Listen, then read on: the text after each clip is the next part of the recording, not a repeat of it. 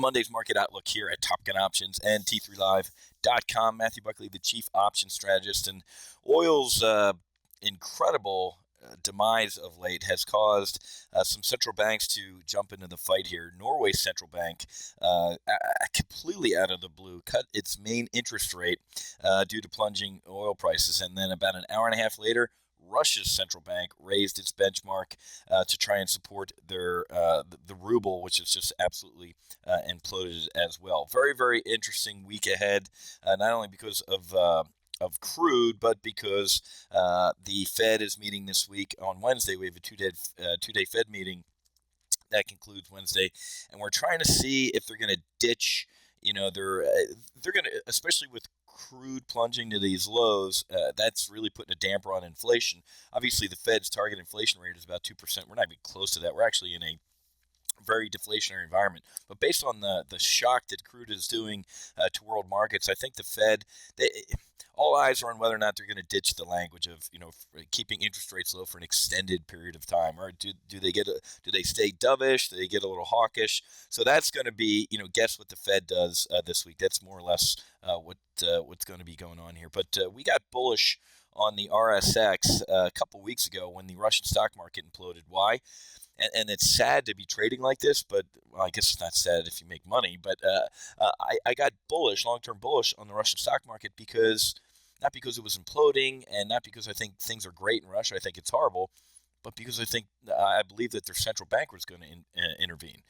Putin's no dummy, folks. He's not going to sit there and let his oligarchs go broke or the Russian stock market go to zero.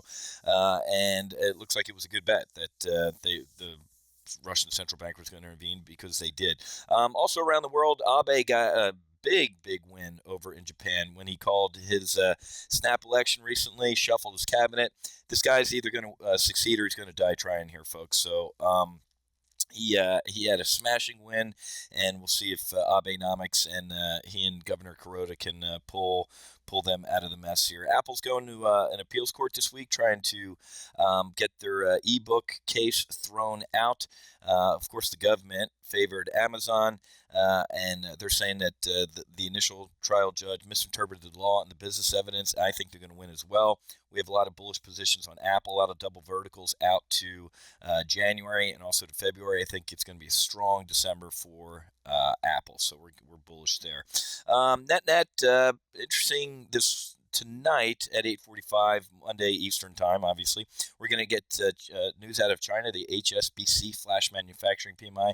If this is really good or really bad, it tends to impact our markets the next morning. Tuesday is Europe Day. We got a slew of macroeconomic data coming out of Great Britain, the Eurozone, with French and German, and overall Eurozone manufacturing and services PMI, and also out of Great Britain. Wednesday, obviously, as we talked about, we're going to see the Fed announcement there. We know what that blank is going to be, the federal funds rate, but obviously we're going to be reading the statement to glean any words out of there. We'll get some inflation data at 8:30 Wednesday morning, weekly unemployment claims on Thursday, flash services PMI, the Philly Fed on Thursday. How about those Eagles? Are you kidding me? Losing to the Cowboys at home, and the Conference Board's leading index. And then on Friday, it's relatively quiet on the Western Front here. So the biggest thing going on this week on our radar, we're going to continue to be monitoring this implosion in crude, see if we find a bottom somehow, some way in crude, because it really is roiling world markets, and obviously the Fed as well. Other than that, really no big macroeconomic events on the flight schedule or earnings for that matter, okay? So happy hunting, make sure you hedge, and I'll be back with Tuesday's market sit rep here at Top Gun Options.